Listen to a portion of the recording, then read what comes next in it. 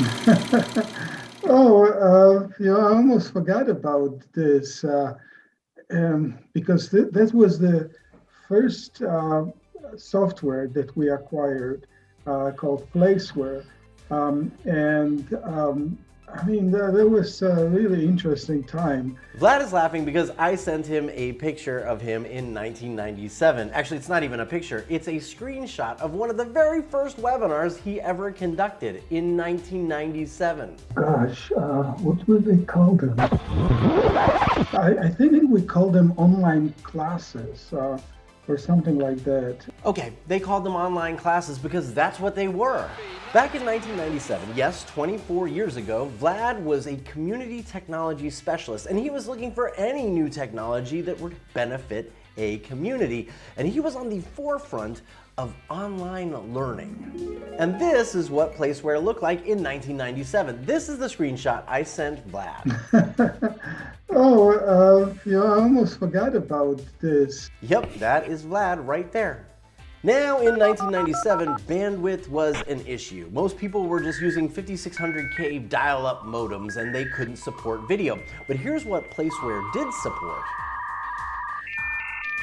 They could actually interact in real time with the professors and with other students.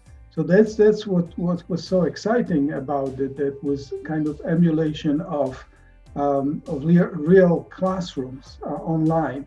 It had a place for your slides and for Q&A too, but Vlad's favorite part? Part of the interface was this view of like auditorium, right? Where people would appear in seats. And those that were next to you could talk to people in your row or chat with them, right? You didn't like your neighbors, you could move to another row.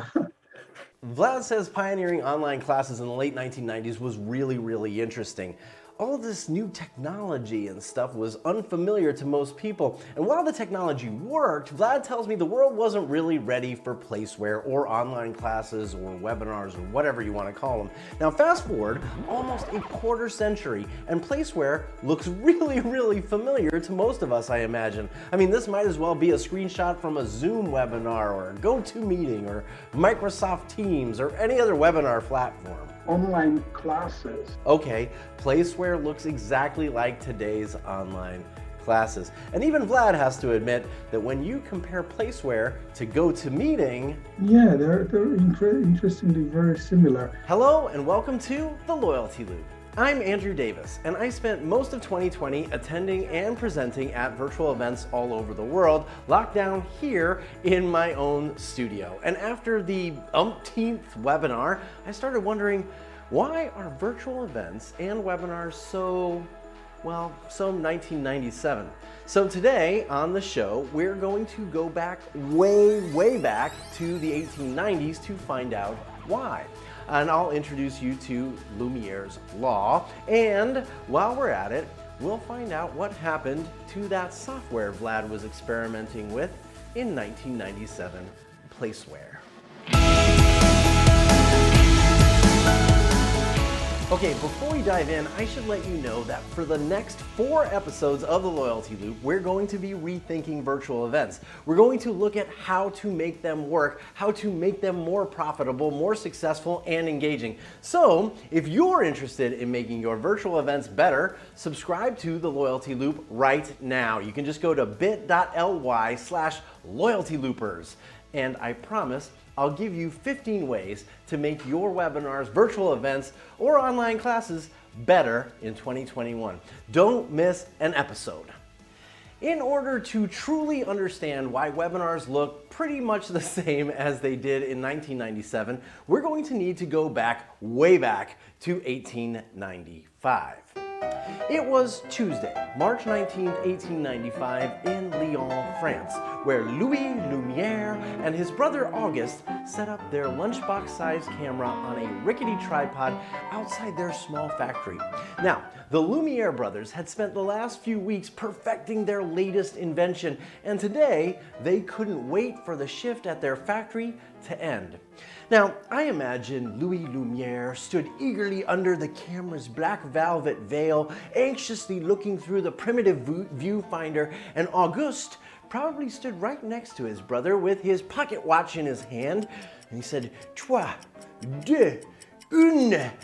And then the steam whistle blew, and that's when the workday was over and their experiment began. Louis cranked the camera, 16 frames of film passing by the lens every second for 46 seconds.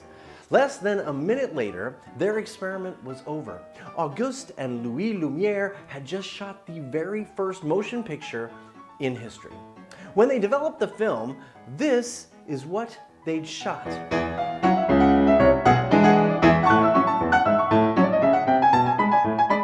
The Lumiere brothers shot 10 more short moving pictures, and by December of 1895, they went on tour. In Bombay, in Cairo, London, New York, Palestine, and dozens of other cities worldwide, people paid a small fee to see the magic of motion picture. Within a few years, the Lumiere brothers stopped making their films. And this is what Louis Lumiere said. "The cinema is an invention without any future." Louis and Auguste went back to work on still photography innovations like color film processing. Now, how is it that the two men who invented the motion picture camera saw no future in the business of cinema? How could two of the earliest moving picture pioneers pass up one of the greatest innovations in media history? What had the Lumiere brothers missed? The answer to these three questions is simple, and the lesson is profound. You see, the Lumiere brothers used their intimate knowledge of photography as a lens for understanding the potential of motion pictures. This is a mistake. It's a big mistake. Welcome to Lumiere's Law. Our tendency to use previous media innovations or audience consumption habits to define a new media. Louis Lumiere's films have titles like The Exit from the Lumiere Factory in Lyon, or Fishing for Goldfish, and The Arrival of the Train at La Ciotat. Each of the brothers' first films simply document what happens in front of the lens. There's no story, no hero, no villain. Louis Lumiere approached moving pictures literally. They were simply pictures that happened to move. The Lumiere brothers assumed that we would forever use a motion picture camera and its film just like we use a still camera today. They believed that you set up the camera, watch the action happen, develop the film, and play it back in its entirety. They used photography to define moving pictures. Now, you and I both know that's not what happened. By 1900, filmmakers realized that you could move the camera and shoot from multiple angles. They spliced together pieces of film to create a story. They changed locations and introduced the audience to heroes and villains. Moving pictures turned into movies. Motion pictures are not merely photographs that move. We've seen Lumiere's Law play out over and over again in the last 126 years. Like, the first television programs were simply radio plays performed on stage in front of a microphone with a camera trained on the actors. Television isn't radio with pictures. The first online magazines emulated the page-turning experience of the physical printed object. E-magazines aren't digitized print magazines. The list goes on and on and on. Radio isn't a phonograph over the airwaves. Email isn't an electronic letter. Podcasts aren't radio shows on demand. And here's why understanding Lumiere's Law is essential to you and me. Virtual events aren't simply in-person events that we happen to broadcast online. Webinars aren't in-person seminars, and online classes aren't classes simply conducted online. Lumiere's Law explains exactly why virtual event platforms have not evolved since 1997. Remember what Vlad said at the very beginning of our chat? Gosh, what would they call them? I think we call them online classes or something like that, because they were really, I mean, the way I thought about webinars, I still think about it, is kind of a one-way communication. So that's what was so exciting about it. That was kind of emulation of real classrooms. And that's exactly what's wrong with virtual events, webinars, and online classes. This is exactly why the Lumiere brothers saw no future in moving pictures. They saw them as an emulation of a static picture, an imitation. They simply looked at film as a moving picture. This is why not much has changed since 1997. So, before I tell you what happened to Placeware, maybe it's time we rethink virtual events, webinars, and online classes. If we're to be truly successful with virtual events, we cannot think like the Lumiere brothers. We cannot concede to Lumiere's law and use our understanding of in-person events to shape our creation of virtual events.